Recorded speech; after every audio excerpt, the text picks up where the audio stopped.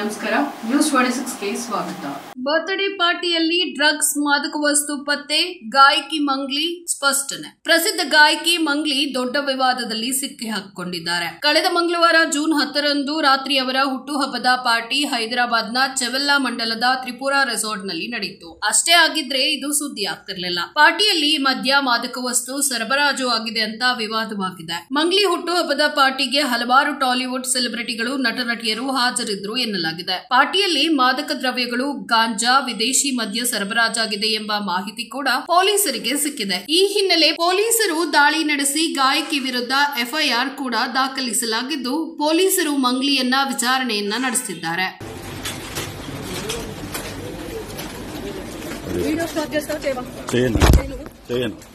నా డ్యూటీకి అడ్డం తలకండి మీరు నా డ్యూటీ ఎట్లా వస్తారు మీరు?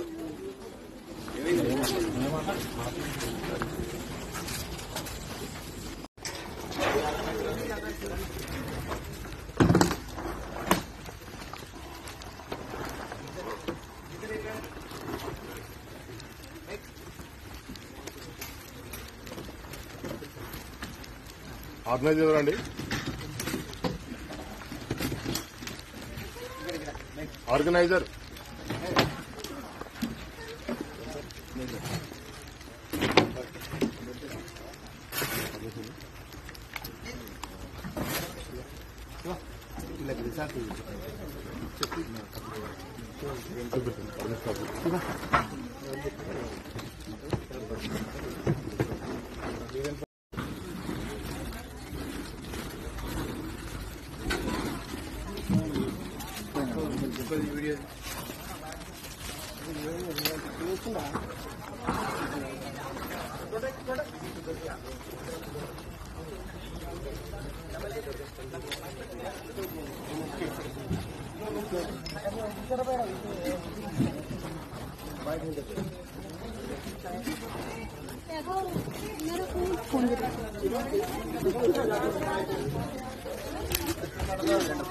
అందరికీ నమస్కారం.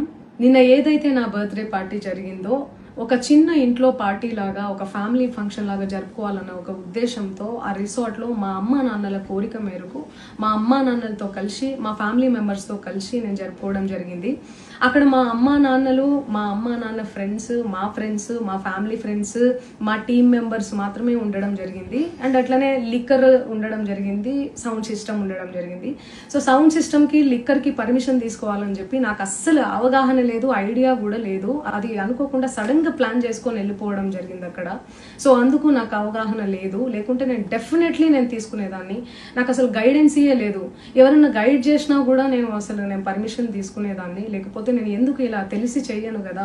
సో ఇదంతా ఇలా తెలిసి అయితే నేను తప్పు చేయలేదు, తెలియకుండా ఇది జరిగిపోయింది.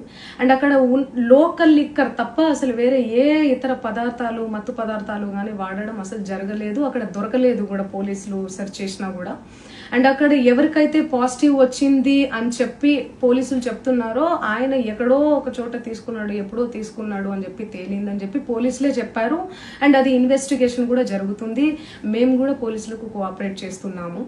అండ్ నేను ఎందుకు ఇలా చేస్తాను, అసలు నాకు తెలిసి ఎందుకు చేస్తాను, మా అమ్మా నాన్నలతో దట్టు, మా అమ్మా నాన్నలు పెట్టుకొని ఇలాంటివి నేను ఎంకరేజ్ చేస్తానా, ఇలాంటివి చెప్పండి.